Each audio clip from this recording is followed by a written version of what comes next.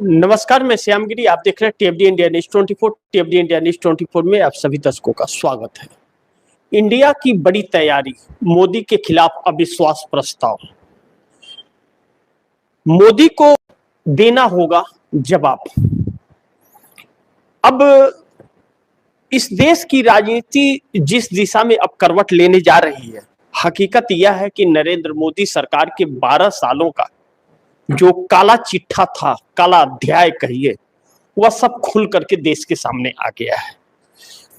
और इन 12 सालों में नरेंद्र मोदी ने तानाशाहियां दिखाकर और सबको डरा धमका करके और फर्जी केस में उलझाकर इस देश को गुलाम बना दिया है। और गुलामी की जिंदगी नरेंद्र मोदी जी रहे हैं और गुलामी की जिंदगी इस देश को जीने के लिए मजबूर कर रहे हैं। अब ऐसे में ईरान और इजराइल का यह युद्ध और अमेरिका के सामने घुटने न टेकना ईरान का और खुली चुनौती देना अमेरिका को कदम पीछे खींचने के लिए हर मुद्दे पर मजबूर कर रहा है। इसी के तहत अमेरिका ने भारत को अपनी गुलामी का एक सबूत पेश किया। नरेंद्र मोदी सरकार को 30 दिन की इजाजत देकर रसिया से ऑयल खरीदने का। बस क्या था, बवाल उठ खड़ा हुआ। अब विपक्ष पहले से कह रहा था, राहुल गांधी ने जो भी बातें कही वह एक एक बातें सच साबित हुई। नरेंद्र मोदी हर मुद्दे पर बैकफुट पर आए। हालांकि नरेंद्र मोदी सरकार की न तो कोई नीति थी और न कोई सोच थी, बस एक ही मकसद था, देश को गुलाम बनाना। वह क्यों था यह मैं नहीं जानता, लेकिन यह एक जांच का विषय जरूर बन गया है। अब जब मिडिल ईस्ट को लेकर के सवाल खड़े हो रहे हैं और मिडिल ईस्ट को तबाह करता जा रहा है ईरान एक एक करके, तो अरब कंट्री के लोग अब अमेरिका को कहने लगे हैं, मुसीबत में अकेले छोड़ करके भाग खड़े हुए। यानी कि अमेरिका मिडिल ईस्ट का को नहीं बचा पा रहा है ईरान से। ईरान के हमलों का जवाब अमेरिका नहीं दे पा रहा है और ट्रंप को लेकर के खिलाफत होने लगी है अमेरिका के अंदर भी। अब रसिया और चाइना कहीं ना कहीं पर्दे के पीछे ईरान के साथ खड़े हैं, यह बात कही जा रही है। लेकिन इस जंग में रसिया और चाइना को सबसे ज्यादा फायदा हो रहा है और भारत को मार दो तरफा पड़ रही है। ईरान से दोस्ती भी गई और रसिया से भी दोस्ती गई और अमेरिका साथ देगा नहीं। खुलेआम धमकी ट्रंप की तरफ से यह आया कल कि जो कहा कि हम भारत को वह मौका नहीं देंगे जो चाइना को दे दिए।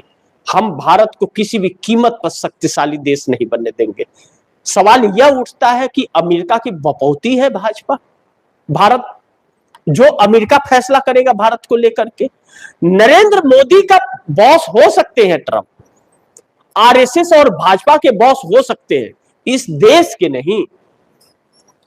और ऐसे में नरेंद्र मोदी के खिलाफ अगर अविश्वास प्रस्ताव इंडिया गठबंधन लाता है तो नरेंद्र मोदी सरकार के लिए नई मुसीबत खड़ी होने वाली है, जिसकी कीमत नरेंद्र मोदी को चुकानी पड़ेगी। अविश्वास प्रस्ताव पर चर्चा होगा, क्या नरेंद्र मोदी सरकार उन सवालों का जवाब दे पाएगी जिसको लेकर के अविश्वास प्रस्ताव इंडिया गठबंधन लाने की तैयारी कर रहा है। और इंडिया गठबंधन या अविश्वास प्रस्ताव जो ला रहा है, क्या अविश्वास प्रस्ताव तो मंजूर होगा किसी भी कीमत पर, क्योंकि 50 सांसदों से अधिक सांसदों ने अगर हस्ताक्षर करके अविश्वास प्रस्ताव ला दिया तो स्पीकर को मानना पड़ेगा और उस पर चर्चा करानी पड़ेगी, वोटिंग भी करानी पड़ेगी।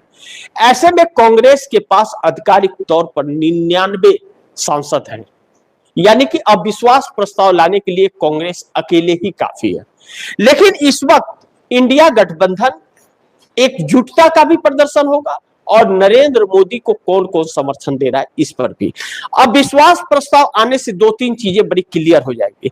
जो एनडीए गठबंधन के यह घटक दल जो नरेंद्र मोदी सरकार को समर्थन दे रहे हैं, क्या नरेंद्र मोदी की इन नाकामियों देश को जो अमेरिका के सामने गुलाम बना रहा है इस पर समर्थन करेंगे मोदी सरकार को? क्या ईरान से दोस्ती जो महंगी पड़ी है, ईरान से जो दुश्मनी ली है नरेंद्र मोदी ने, महंगी पड़ी है, दोस्ती तोड़ दी है, क्या इसको लेकर के वह लोग नरेंद्र मोदी का समर्थन करेंगे? क्या नरेंद्र मोदी ने इस देश को जिस हालात में पहुंचा दिया है उसको लेकर के वह लोग समर्थन करेंगे? इसलिए भी समस्याएं आ रही हैं और इसलिए भी चौंकाने वाली खबर आ रही है कि चंद्रबाबू नायडू ने जो अपने दूत को रेवंत रेड्डी के पास भेजा, अब जगन मोहन रेड्डी की बातें सत्य होती हुई नजर आ रही है कि वाईएसआर जगन मोहन रेड्डी ने प्रेस कॉन्फ्रेंस करके कहा था कि चंद्रबाबू नायडू की राहुल गांधी से लगातार बातचीत चल रही है।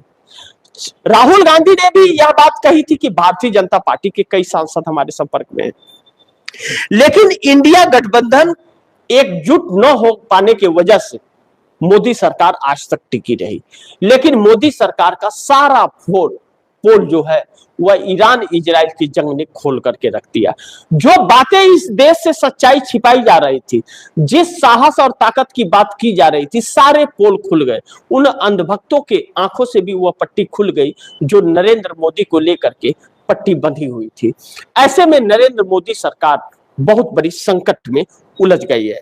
ऐसे में बड़ी अहम है कि इंडिया का बड़ा फैसला अविश्वास प्रस्ताव मोदी के खिलाफ लाने का संसद में जवाब देना होगा फिर तो मोदी को, क्योंकि मोदी जो राष्ट्रपति के अभिभाषण पर भाग खड़े हुए थे, क्या अब भी मोदी भाग खड़े होंगे?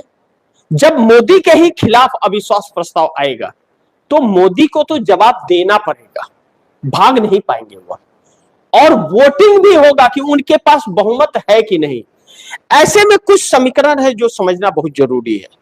भारतीय जनता पार्टी के पास 240 लोकसभा की सीटें हैं और उन 240 संसदीय दल की बैठक आज तक नरेंद्र मोदी ने नहीं की है।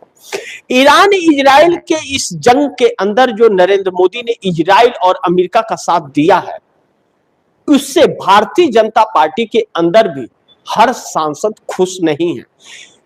ईरान से दोस्ती तोड़ना नरेंद्र मोदी का और गिरगिट की तरह रंग बदलना जब आयल की कमी होने लगी और उसी समुद्री इलाके से आना है, तब एक हफ्ते बाद खामनेई की शहादत पर शोक जताना, वह भी खामनेई का नाम नहीं लिए बगैर, क्योंकि तेल का शिप आने के लिए परमिशन चाहिए, इस बात को दर्शाता है कि नरेंद्र मोदी कितने परेशान हैं।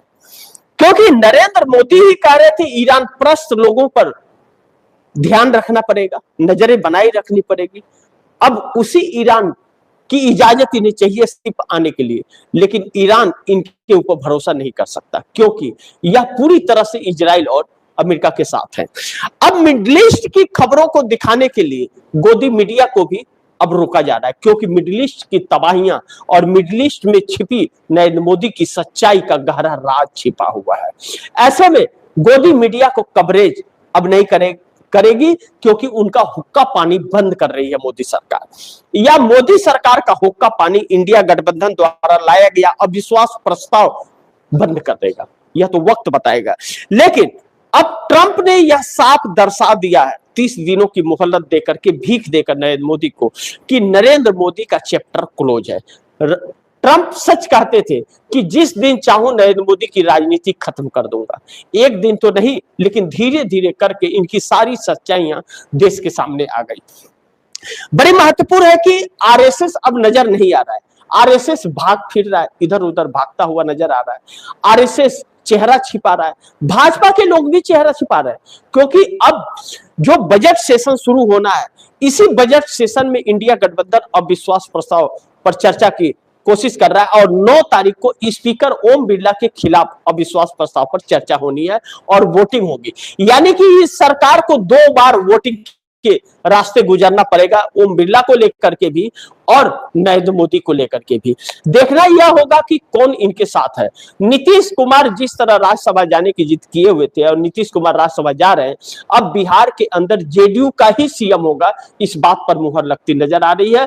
भारतीय जनता पार्टी जो नीतीश कुमार को एग्जिट करना चाहती थी, वह भी सपना अब टूट रहा है। नीतीश एग्जिट तो हो रहे हैं, लेकिन जेडीयू का ही सीएम होगा, इसको लेकर के बवाल मच गया है। अब नीतीश कुमार ने अपने बेटे निशांत कुमार की भी एंट्री दे दी है और चंद्रबाबू नायडू कांग्रेस के संपर्क में आ चुके हैं। ऐसे में इंडिया गठबंधन अगर लेकर के आता है अविश्वास प्रस्ताव इस बजट सेशन के अंदर, तो नरेंद्र मोदी के लिए बड़ी मुश्किलें खड़ी होने वाली हैं। ऐसे में दो सवालों पर अगर हम चर्चा करें कि इंडिया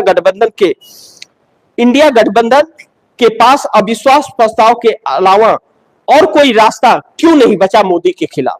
जिस तरह से Rahul Gandhi leader of opposition के रूप पर पार्लियामेंट में बोलने की कोशिश की, जनरल नरवणे की बुक का हवाला देते हुए कारवां में जो उसका कुछ सारांश छपा, उसको कोट करते हुए जब राहुल गांधी ने जनरल नरवणे की बात करनी चाहिए कि कैसे चाइना के 4 टैंक हमारे एरिया में ढुक गए थे और नरेंद्र मोदी ने कहा कि जो उचित समझो वो करो, और इतने ही 4 शब्द बोलने में वह 2.5 घंटे का वक्त लगा दिए।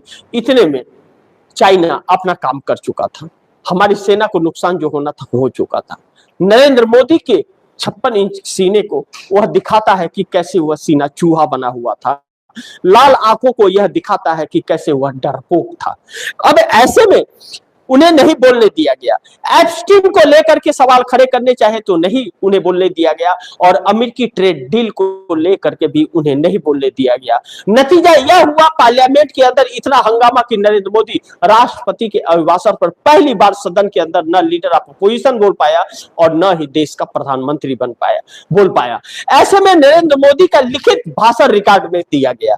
वह होना न होना कोई मतलब नहीं होता है, लेकिन अगर इस बार भी सदन में हजारों सवाल हैं और सवाल पूछे जाएंगे और बोलने की इजाजत नहीं मिलेगी, तो अविश्वास प्रस्ताव पर चर्चा में उन सारी बातों का उल्लेख होगा और नरेंद्र मोदी को जवाब भी देना पड़ेगा और नरेंद्र मोदी को अपना बहुमत भी वहां साबित करना पड़ेगा। इसके अलावा विपक्ष के पास कोई रास्ता नहीं है। लेकिन इस बार बजट सेशन के तहत जो 2 बार अगर अविश्वास प्रस्ताव आता है, अगर 9 तारीख को स्पीकर ओम बिरला को लेकर के बहुत सारी परीक्षाएं मोदी सरकार की हो जाएंगी और उसके बाद अविश्वास प्रस्ताव मोदी सरकार के खिलाफ, तो मोदी के लिए भी संकट हो जाए। ऐसे में एनडीए गठबंधन का अगर कोई व्यक्ति उनके साथ खड़ा हुआ तो उसे भी इस देश का दुश्मन ही माना जाएगा कि अमेरिका की गुलामी उसे मंजूर है, इस देश को अमेरिका का गुलाम बनाना मंजूर है। ऐसे में नरेंद्र मोदी सरकार चारों तरफ से फंसती जा रही है और अपने ही बिछाए जाल में नरेंद्र मोदी सरकार फंस रही है।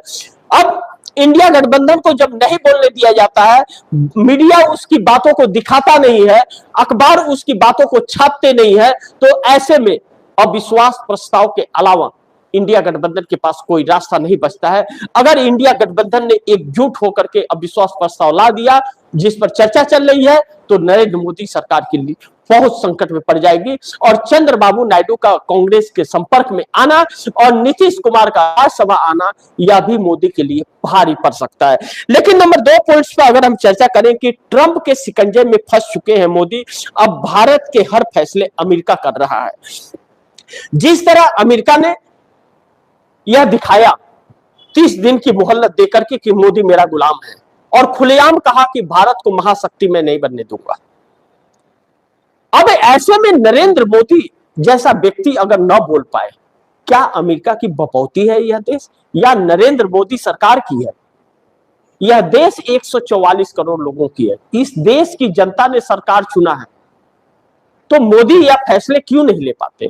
क्योंकि मोदी को गुलामी पसंद है कहते हैं और वह दिख रहा है। ऐसे में नरेंद्र मोदी जो 56 इंच के सीने की बात कर रहे थे, चाहे नरेंद्र मोदी जो लाल आंखें बात कर रहे थे, वह सब तो दुनिया ने देख लिया। लेकिन नरेंद्र मोदी के लिए ईरान इजराइल का यह जंग, जिस इजराइल को नरेंद्र मोदी और अमेरिका को समर्थन दे रहे हैं, पूरे मिडिल ईस्ट को जब तबाह कर दिया ईरान ने, भारत के ऊपर एक भी मिसाइल नहीं छोड़ा है ईरान ने अभी भी, जबकि अमेरिका का इन्वेस्टमेंट भारत में भी है। अब ऐसे में अगर नरेंद्र मोदी अमेरिका के साथ हैं और आने वाले वक्त में जिस तरह से अमेरिका अगर भारत की जमीनों का इस्तेमाल किया, तो ईरान मिसाइल भारत में नहीं छोड़ेगा, इस बात की कोई गारंटी नहीं है। लेकिन लीडर ऑफ अपोजिशन और इंडियन नेशनल कांग्रेस की चेयरमैन सोनिया गांधी ने ईरान को के साथ सिंपैथिया दिखाई, कहा कि विपक्ष आपके साथ है, देश साथ है, बहुत पुरानी दोस्ती और खामनाई के शहादत पर संवेदना भी जाहिर की थी उसी वक्त जब उनकी शहादत हुई थी। लेकिन सरकार इजराइल के साथ थी। बरसों की दोस्ती को दागदार कर दिया नरेंद्र मोदी ने। अब ट्रंप ने इस कदर नरेंद्र मोदी को फंसा लिया है। स्वामी कह रहे थे या राहुल गांधी कह रहे थे या नितिन गडकरी कह रहे थे कि प्रधानमंत्री का चेहरा बदल देना चाहिए। इन्हें ब्लैकमेल किया जा रहा है। तो अगर नरेंद्र मोदी को ब्लैकमेल किया जा रहा है तो भारतीय जनता पार्टी ने क्यों नहीं बदला प्रधानमंत्री का चेहरा? या भारतीय जनता पार्टी को गुलामी पसंद थी? आरएसएस का भी अमेरिका से बड़ी अच्छे धन उगाही वाले स्रोत हैं, या आरएसएस इसी पर चलने के लिए कह रहा था? आरएसएस और भाजपा में कोई फर्क नहीं है, एक ही सिक्का के दो पहलू हैं, हेड और टेल, दोनों एक ही है। मोहन भागवत कहता है कि हम तो इसे हिंदू राष्ट्र मान चुके हैं, तो उसके गुंडे पूरे देश में जाकर के दलित और क्रिश्चियंस को तबाह करते हैं, परेशान करते हैं। लेकिन हिंदू राष्ट्र की बात करने वाला क्या इस देश को आजाद कराया?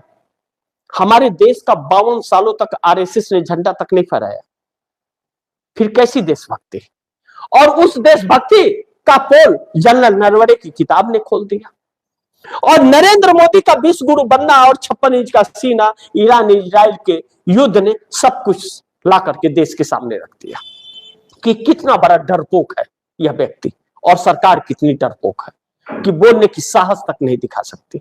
अमेरिका ने यह साबित कर दिया कि नरेंद्र मोदी गुलाम है हमारा, और हम जो कहेंगे वही करेगा। राहुल गांधी ने बहुत पहले यह बात कह दी थी कि नरेंद्र मोदी अमेरिका के शिकंजे में फंसते जा रहे हैं, इनके गले का फंदा ट्रंप के पास में है। कौन सी कमियां नरेंद्र मोदी की है जो ट्रंप के पास है, जिसकी वजह से ब्लैकमेल किए जा रहे हैं? तो इस्तीफा देकर के हट जाए।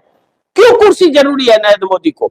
लेकिन इस देश को गुलाम बनाने की चाहत इनकी और अपनी गद्दी बरकरार रखने की, यही कार्य तो आरएसएस कर रहा था अंग्रेजों के साथ, कि जो महापुरुष हमारे देश की आजादी की लड़ाई लड़ रहे थे उनका इंफॉर्मेशन अंग्रेजों को दे करके चंद सिक्के असूल रहा था।